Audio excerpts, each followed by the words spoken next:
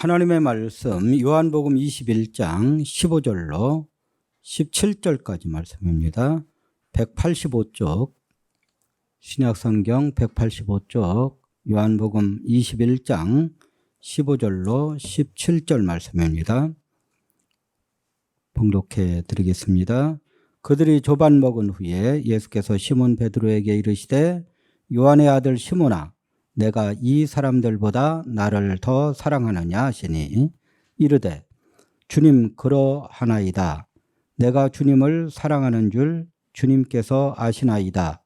이르시되 내 어린 양을 먹이라 하시고 또 두 번째 이르시되 요한의 아들 시몬아 내가 나를 사랑하느냐 하시니 이르되 주님 그러하나이다. 내가 주님을 사랑하는 줄 주님께서 아시나이다. 이르시되 내 양을 치라 하시고 세 번째 이르시되 요한의 아들 시몬아 내가 나를 사랑하느냐 하시니 주께서 세 번째 내가 나를 사랑하느냐 하시므로 베드로가 근심하여 이르되 주님 모든 것을 아시오매 내가 주님을 사랑하는 줄을 주님께서 아시나이다. 예수께서 이르시되 내 양을 먹이라. 아멘.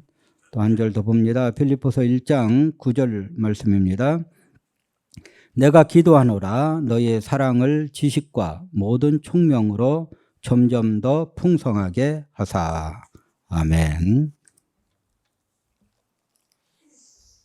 1950년 9월 22일 서울 수복작전 때 지금의 녹번동인 녹번리 전투에서 28세로 전사한 미국 해군대위 윌리엄 해밀턴 쇼라는 사람이 있습니다. 그의 부모님들은 한국에 선교사로 와서 이 쇼는 평양에서 태어났고 평양에서 고등학교까지를 졸업을 하고 대학은 미국 웨슬리언 대학을 졸업을 하고 2차 세계대전 중에 해군 소위로 임관을 해서 노르망디 상륙작전에 참전을 했습니다. 1947년 한국으로 다시 돌아와서 해군 사관학교 교관으로 근무를 하며 해안경비대 창설에 지대한 공을 세웠습니다. 제대 후에 하버드대로 가서 박사 학위를 하는 과정 중에 6.25 사변이 일어났고 젊은 아내와 두 아들을 처가에 맡겨놓고 스스로 한국전에 재입대를 해서 스스로 한국전에 참여를 했습니다. 부모님도 말렸고 또 처자식은 당연히 말렸고 또 주위의 모든 지인들이 다 말렸습니다. 그럼에도 불구하고 그는 말하기를 내 조국에 전쟁이 났는데 자기가 태어났다고 해서 조국으로 여긴 겁니다. 내 조국에 전쟁이 났는데 내가 어떻게 편히 앉아서 공부만 할 수 있겠느냐. 전쟁이 끝난 다음에 얼마든지 공부 더 할 수 있으니까 나는 여기에 참전해야 되겠다. 유창한 한국어 실력, 그러니까 영어와 한국어가 유창하지 않습니까? 그래서 메가더 장군을 보좌 하면서 인천 상륙작전을 성공시켰습니다. 인천 상륙작전이 성공하자마자 그는 보직을 스스로 바꿔가지고 해병대에 해병대로 바꿔서 서울 탈환에 나섰다가 인민군 매복조의 습격을 받아 그는 녹번동에서 전사를 했습니다. 그의 아내는 남편을 잃은 슬픔 속에서도 하버드 대학 과정을 마치고 이화여대 와서 교수를 했고 또 평생토록 세브란스 병원에서 자원봉사를 했습니다. 그의 아들과 며느리도 하버드 대학에서 박사학위를 한국사로 받은 후에 한국으로 건너와서 평생을 장학사업과 한미 학술 교류에 힘썼습니다. 자기가 태어난 나라 한국을 자기 조국이라고 하면서 대한민국을 위하여 목숨을 바친 이쇼 해군 대우야말로 한국 사랑의 그 마음에 그저 머리가 숙연해질 뿐입니다. 이것은 피조물인 인간을 자기 목숨보다 사랑하신 예수님의 사랑을 본받은 결과입니다. 오늘 본문은 십자가에 죽으셨다가 부활하신 예수님이 제자 이전 옛날 삶으로 다시 다 돌아가서 갈릴리 바다에서 고기를 잡고 있던 이 베드로와 그의 제자들에게 나타나셔서 특히 베드로를 꼭 집어가지고 요한의 아들 시몬아 내가 나를 사랑하느냐 그렇게 질문하시는 말씀입니다. 예수님은 이 질문을 지금도 우리에게 하고 계십니다. 아무개야 내가 나를 사랑하느냐. 오늘 이 시간 예수님의 이런 질문 앞에 무엇이라고 답변을 하시겠습니까? 내가 나를 사랑하느냐는 질문의 의미가 무엇인지, 우리는 어떻게 예수님을 사랑할 수 있는지를 깨닫고 신앙생활을 하면 할수록 하나님을 점점 더 풍성히 사랑하는 저와 여러분이 되어줄 수 있기를 주님의 이름으로 축원합니다. 우리가 첫 번째 생각할 내용은 신앙은 뭐냐? 한마디로 하나님을 사랑하는 거다.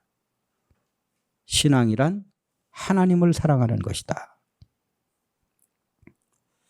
예수님은 제자들을 부르셔서 3년 동안 하나님 사랑과 사람 사랑을 가르치셨습니다. 특별히 하나님이 얼마나 인간을 사랑하시는지, 하나님의 아들이신 예수님이 인간을 얼마나 사랑하시는지에 대하여 말씀하시고 가르치셨습니다. 사랑을 가르치는 것으로 끝나지 아니하고 인간을 구원하기 위하여 십자가에 못 박혀 죽으심으로써 가르치신 사랑을 실천하셨다. 그리고는 수제자이면서도 예수님을 3번씩이나 모른다고 부인한 베드로를 콕 집어가지고 내가 나를 사랑하느냐고 질문하시고 주님을 사랑한다고 대답하자 내 양을 먹이라는 사명까지 주셨습니다. 우리 요한일서 4장 8절에서 10절 말씀을 함께 읽겠습니다. 시작. 사랑하지 아니하는 자는 하나님을 알지 못하나니 하나님은 사랑이심이라. 하나님의 사랑이 우리에게 이렇게 나타난 바 되었으니 하나님이 자기의 독생자를 세상에 보내심은 그로 말미암아 우리를 살리려 하심이라. 사랑은 여기 있으니 우리가 하나님을 사랑한 것이 아니요 하나님이 우리를 사랑하사 우리 죄를 속하기 위하여 화목제물로 그 아들을 보내셨음이라. 무슨 얘기입니까? 하나님이 사랑의 원천이다. 하나님에게 있는 사랑이 진품이고 인간에게 있는 사랑은 짝퉁이다. 하나님에게 있는 사랑이 원본이고 인간에게 있는 사랑은 복사본이다. 사람에게 있는 사랑 중에 하나님의 사랑과 가장 근접한 것이 부모님과 자녀의 사랑입니다. 부모 자식과의 사랑이다. 부모님의 사랑을 듬뿍 받지 못하고 자라난 자녀는 평생을 고통 속에 살아갑니다. 그리고 사람을 사랑할 줄 아는 방법을 몰라요.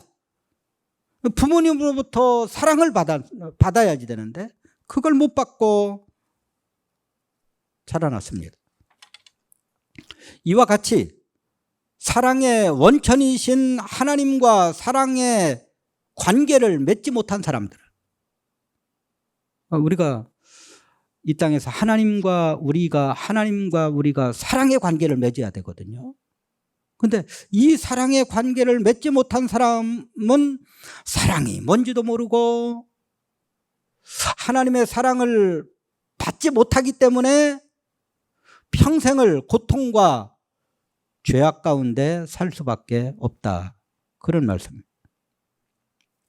하나님은 성품적으로 죄를 보면 진노하실 수밖에 없기 때문에 인간 안에 있는 죄의 문제가 해결되지 않고는 하나님의 사랑이 인간에게 임할 수가 없기 때문에 하나님의 아들이신 예수님이 십자가에 죽으셔서 죄의 삭슨 사망이라는 하나님의 말씀을 만족시키심으로 하나님의 사랑이 인간에게 임하게 되었다.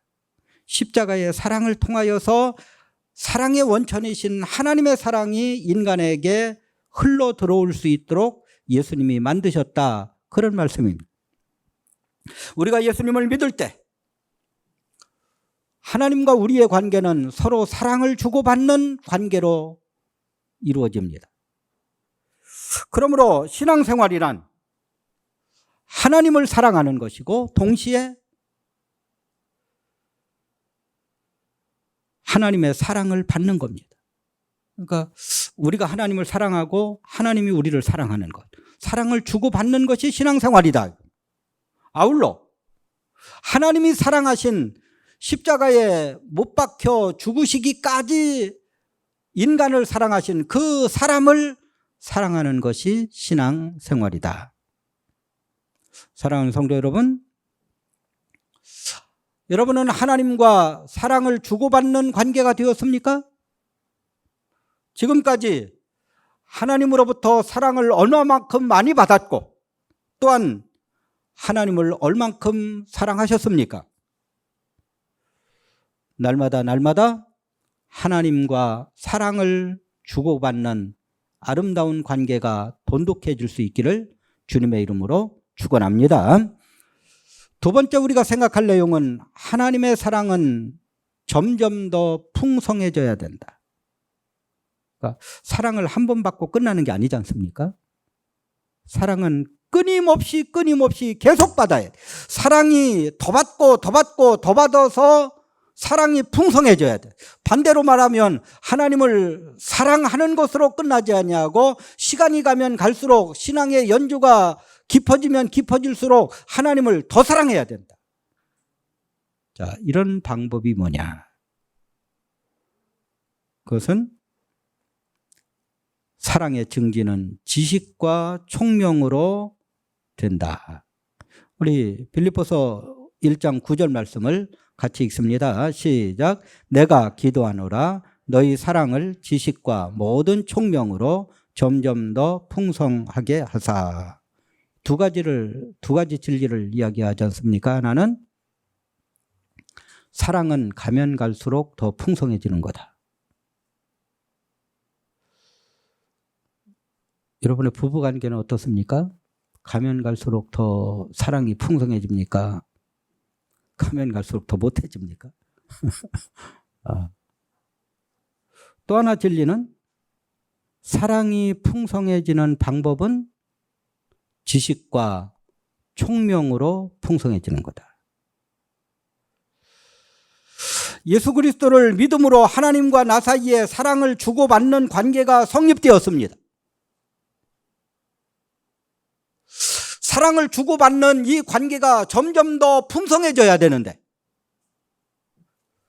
그 방법은 지식과 총명이 우리 가운데 더 풍성해지는 것, 이 방법밖에 없다, 그런 얘기. 우리말 성경에는 지식과 총명으로 이렇게 번역을 했는데요. 이 의로라는 단어는 뭐뭐로 말미암아 이렇게 번역을 해야 맞습니다. 원문에 맞게 다시 번역을 하면 지식과 총명으로 말미암아 사랑이 점점 더 풍성해진다. 지식이, 총명이 우리 안에 더 깊어지고 더 풍성해질수록 하나님과 우리 사이의 사랑의 관계가 더 돈독해진다. 이런 말씀입니다. 먼저 지식이 풍성해진다는 말씀을 먼저 살펴보겠습니다. 이 지식이라는 말은 에피그노시스라는 단어로 되어 있습니다. 그러니까 에피라는 전치사 플러스 그노시스라는 지식, 명사가 합쳐서 에피그노시스가 되었는데, 그냥 그노시스, 지식은 단순한 지식, 대충 안다, 이런 뜻이고, 에피그노시스는 속속들이 깊이 안다, 이런 뜻입니다. 그러니까 인간이 사물에 대하여 연구를 해서 알게 된 지식을 그노시스라고 이야기를 합니다. 자, 인간이 연구하는 게 뭡니까? 무생물 연구를 하죠. 흙도 연구하고 돌도 연구하고, 더 연구하는 것은 돌 속에 광물, 금이 들고 은이 들고 이런 것을 더 깊이 연구를 하겠죠. 해와 달과 별과 지구들을 연구를 합니다. 식물에 대하여 연구를 해서 식물 도감을 만들어내고, 또 동물에 대하여 연구를 해서 동물 도감을 만들어냅니다. 또 인간을 연구합니다. 인간의 육체에 대하여 아주 깊이 연구하지 않습니까? 그래서 병원에 가면 외과도 있고 내과도 있고, 또 정형외과도 있고 피부과도 있고 호흡기 내과도 있고, 또 비뇨기과도 있고 산부인과도 있고 이분의과도 있고, 육체에 관한 모든 것들을 다 연구합니다. 인간의 심리적인 부분도 연구합니다. 정신과도 있고 신경외과도 있습니다. 인간의 사회적인 면도 연구를 합니다. 경제학도 연구하고 사회학도 연구하고 행정학도 연구하고 또 법학도 연구합니다. 자, 이런 모든 지식들을 한마디로 말해서 그노시스, 단순한 지식, 대충 아는 지식이다. 그런데 우리의 사랑을 점점 더 풍성하게 만들어주는 지식은 그노시스가 아니라 에피그노시스입니다. 깊이 아는 지식이다. 에피란 단어는 뭐뭐 위에라는 단어입니다.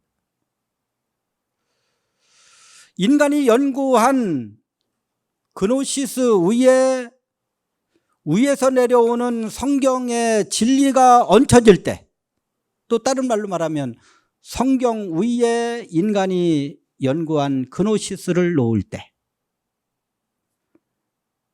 에피그노시스, 속속들이 아는, 깊이 아는 지식이 된다, 이런 말씀입니다. 자, 이걸 다른 방법으로 설명을 해보겠습니다.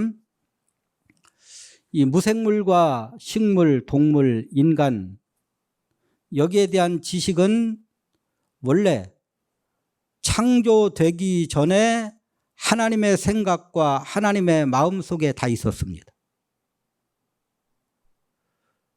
만들어 놓고 어떻게 하면 좋지? 이게 아니라 하나님의 계획 속에 다 들어있었고, 그 계획이 창조를 통하여서 실현되었다, 그런 말씀입니다.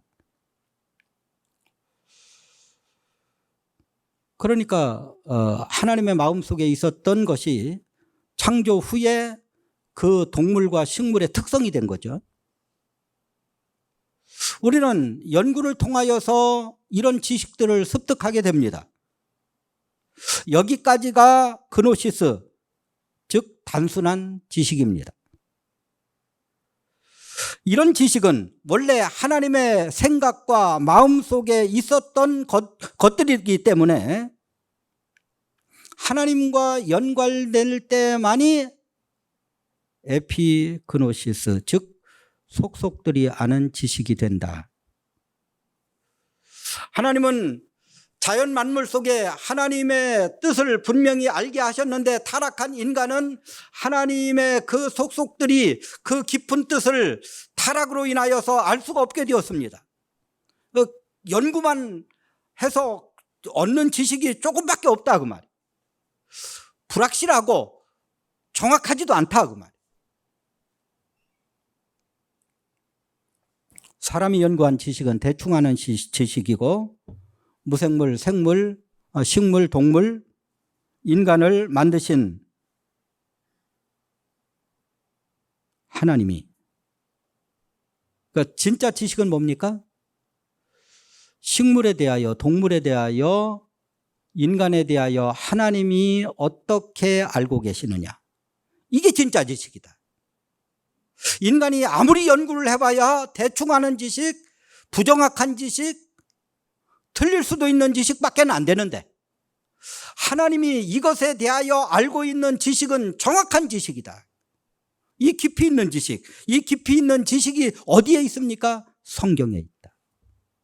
성경 말씀에 인간에게 필요한 모든 것이 다 들어있다 그런 말씀. 따라서 인간은 스스로 연구한 것을 성경에 비추어서 성경과 비교해서 틀리면 버려야 되고 성경과 맞으면 그것만을 진리로 택해야만 합니다. 그렇게 될 때 비로소 우리의 지식은 에피그노스, 속속들이 아는 지식이 됩니다. 자, 이런 과정을 계속 거쳐가면서 하나님의 창조가 얼마나 위대하시며 하나님이 창조물을 얼만큼 사랑하셨는가를 알 수 있게 된다. 우리의 지식, 즉 에피그노스가 하나님을 더 사랑하게 만드는 매개체가 된다. 연구하면 연구할수록, 알면 알수록 하나님의 능력이 오묘하시구나, 하나님의 사랑이 깊으시구나, 이런 방향으로 가는 게 이게 올바른 지식이다. 이게 에피그노스다. 무생물, 생물, 동물, 식물, 동물, 인간을 연구하면 할수록, 알면 알수록 그것을 창조하시는 하나님을 더 사랑하게 된다. 이런 말씀입니다. 우리가 연구한 것 위에 하나님의 사랑이 피조물들 안에 속속들이 배어 있다는 사실을 성경을 통해 알아가게 될 때 하나님을 더욱 사랑하게 된다. 그런 말씀입니다. 우리가 연구하면 연구할수록 성경과 비교해 보니까 이 하나님의 사랑이 이 위에 너무너무 기가 막히게 인간 안에 다 들어있는 거예요. 코를 위로 만드셔서 비 올 때 비 맞게 아니하고 밑으로 해서 비가 안만 와도 코에 물 안 들어가게 하시고, 이거 하나하나부터 하나님의 사랑이 인간 속에 얼마나, 피조물 속에 얼마나 깊이 배어 있는지를 우리가 알게 된다 그 말이에요. 하나님에 대한 사랑이 점점 더 풍성해진 신뢰들이 성경에 기록되어 있습니다. 두 가지 예를 보겠는데, 먼저 욥의 예입니다. 욥기 1장에 보면 욥이 하나님의 축복을 얼마나 많이 받았는지를 기록하고 있습니다. 그래서 하나님의 축복을 많이 받은 욥이 얼마나 하나님을 잘 섬기고 신앙생활 잘했는지도 기록되어 있습니다. 그런데 2장부터 시작해서 욥이 그 많은 재산 다 없어지죠. 아들, 딸 다 하루아침에 죽죠. 자기 몸은 병이 나가지고 기와 조각 가지고 득득 긁어야지 시원해지죠. 설상가상으로 아내는 와가지고 의로는 못할 망정 하나님을 욕하고 되절락하죠. 또 자기를 위로하기 위해서 찾아온 이 친구들은 위로자가 되지 못하고 자기를 괴롭히는, 정신적으로 더 힘들게 만드는 사람이 되죠. 이 모든 고통의 절정에 이르렀을 때 그때 하나님이 욥을 찾아오십니다. 찾아오셔서 하나님이 욥에게 말씀하시는 거예요. 하나님의 말씀을 듣고 난 욥은, 다시 말해서 하나님을 체험한 욥은 욥기 42장 5절에서 이렇게 말씀을 합니다. 우리 다 같이 읽습니다. 욥기 42장 5절입니다. 시작. 내가 주께 대하여 귀로 듣기만 하였사오나 이제는 눈으로 주를 배움나이다. 욥이 처음에는 하나님이 나에게 많은 복을 주셔서 하나님을 사랑했어요. 그런데 고난의 과정을 겪어가면서 하나님을 깊이 체험하고 보니까 하나님의 사랑이 얼마나 지고하신지를 깨닫게 되었다. 그래서 아무것도 없어도 이제 하나님을 더 사랑하게 되었다. 그러니까 하나님이 욥기 마지막 장에 가보면 갑절의 복을 주셨다. 갑절의 복을 주셨다. 두 번째로 다윗의 경우입니다. 다윗이 주위의 모든 나라들을 정복한 후에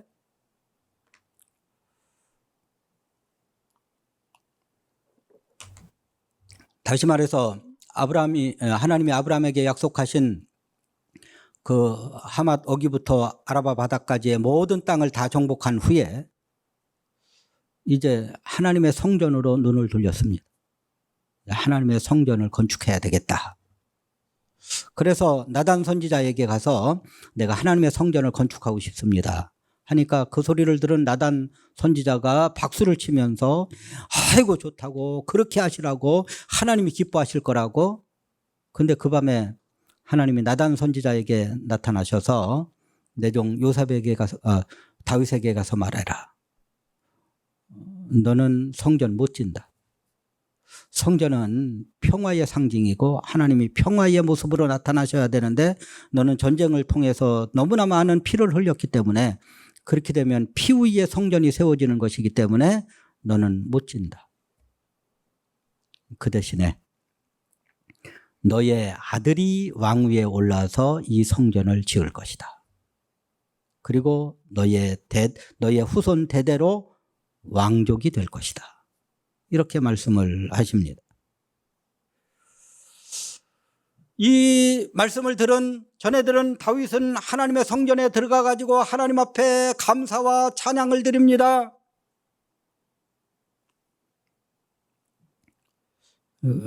하나님의 사랑을 체험한 결과 하나님께 감사와 하나님을 사랑한 모습이죠. 근데 그걸로 끝나지 않아요. 그걸로 끝나지 않아요.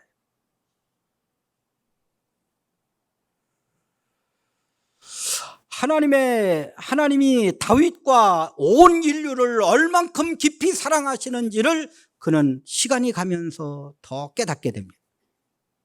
그리고 시편 110편에 가서 그 고백을 하는 거예요. 시편 110편은 메시아에 대한 예언의 말씀, 메시아에 대한 이야기거든요. 우리 110편 1절 말씀을 다 같이 한번 읽겠습니다. 시작. 여호와께서 내 주에게 말씀하시기를 내가 내 원수들로 내 발판이 되게 하시기까지 너는 내 오른쪽에 앉게 하리라 하셨도다. 여호와께서, 하나님이 내 주에게, 내 주는 누굽니까? 메시아 예수님이다. 자, 이 말씀을 예수님은 이렇게 해석을 좀 더 쉽게 말씀을 하십니다. 우리 마가복음 12장 36절, 37절 말씀을 같이 읽습니다. 시작. 다윗이 성령에 감동이 되어 친히 말하되 주께서 내 주께 이르시되 내가 내 원수를 내 발 아래 둘 때까지 내 우편에 앉았으리라 하셨도다 하였느니라. 다윗이 그리스도를 주라 하였은즉 어찌 그의 자손이 되겠느냐 하시니 많은 사람이 즐겁게 듣더라. 주께서 하나님이 내 주께 예수님께 이르시되, 사무엘하 7장에서는 단순히 자기가 왕족이 되고 사울 왕족을 멸하신 것 같이 자기 왕족을 폐하지 아니하시고 끝끝내 왕족이 되는 것으로 감사하고 기뻐했는데, 신앙생활 더 깊이 하다 보니까 성령의 감동을 받아 알고 보니까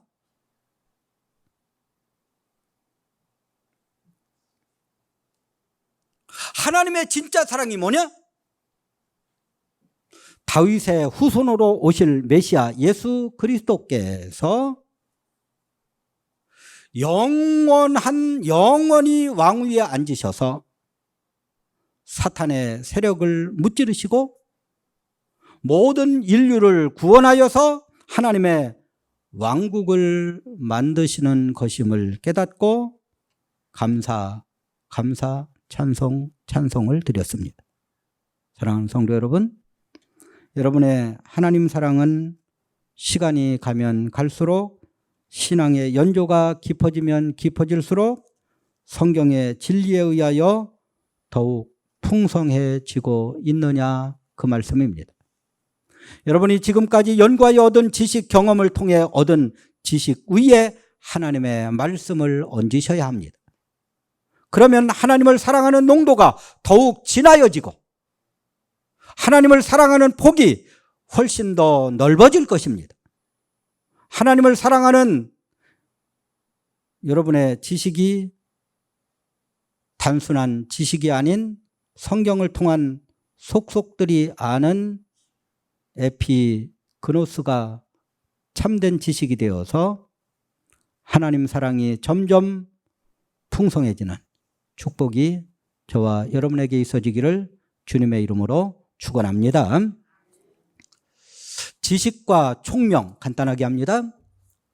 총명이라는 것은 뭘 하느냐면 직관적인 지식입니다. 지식이 그노시스가 논리적인 것 위에 있다면 총명은 직관적인, 여자들 왜 직감이라는 게 있지 않습니까? 자기 남편이 바람 피우면은요 금방 알아요. 직관이라는 게 있다. 직감이라는 게 있다. 이 직감이 총명은 아니지만 성경을 많이 읽고 기도를 많이 한 사람은요, 상대방하고 1시간만 30분만 얘기해봐도 이 사람이 진실을 말하고 있는지 거짓을 말하고 있는지를 압니다.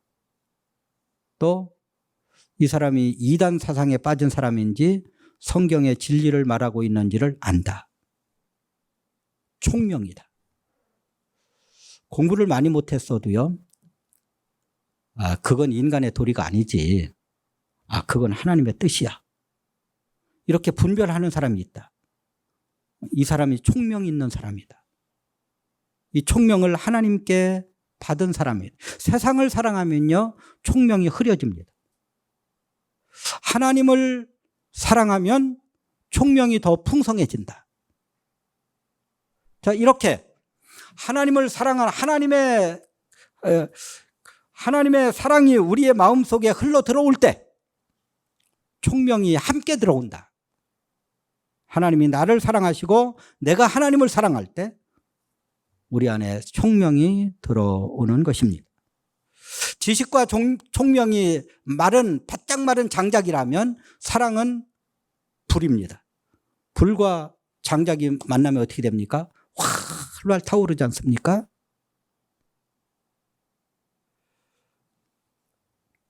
우리 안에 성경에 기반한 지식, 기도와 성경 연구를 통한, 묵상을 통한 총명, 이것이 풍성해질 때 하나님을 사랑하는 사랑이 날마다 풍성해진다. 자, 우리 이제 3번을 같이 한번 읽어봅니다. 3번 읽습니다. 시작. 전도는 하나님을 사랑하지 않던 사람이 하나님을 사랑하게 하는 것입니다. 하나님의 사랑이 점점 풍성해졌으면 하나님이 사랑하신 사람들을 나만 사랑하는 게 아니라 모든 사람을 사랑하셨거든요. 그 사람들을 사랑하는 것, 이곳으로 확대되어야 된다. 그래서 최고의 사람 사랑은 전도다. 구원받게 하는 것이다. 네 번째를 읽어봅니다. 시작. 앞선 성도는 연약한 성도가 하나님 사랑이 점점 더 풍성해지도록 돕는 사명을 받았습니다. 내가 나를 사랑하느냐? 예, 사랑합니다. 내 양을 먹이라. 두 번째 또 질문합니다. 내가 사랑하느냐? 예, 사랑합니다. 내 양을 치라. 세 번째 또 질문합니다. 내가 나를 사랑하느냐? 예, 사랑합니다. 내 양을 먹이라. 양을 먹이라. 그러니까 목회는요, 전도는 하나님을 사랑하지 않던 사람을 하나님 사랑하게 만드는 거고, 목회는 하나님을 점점 더 풍성하게 사랑하도록 만드는 것이, 성도들로 하여금 하나님을 더 사랑하게 만드는 것이 목회다. 이건 목회자만의 문제가 아니고요, 모든 성도들에게 다 함께 주신 사명이다. 여러분이 전도하신 분, 여러분 주위에 신앙이 연약한 분들 돕고 도와서 하나님을 더 사랑하게 만드는 사명이 우리에게 있다. 그래서 오늘도 우리 주님은 우리에게 질문하십니다. 내가 나를 사랑하느냐? 이 질문 앞에 예수님 사랑할 뿐만 아니라 신앙생활을 하면 할수록 하나님을 더 사랑하게 되네요. 이런 고백이 우리의 입술에서 흘러나오는 저와 여러분이 되어줄 수 있기를 주님의 이름으로 축원합니다.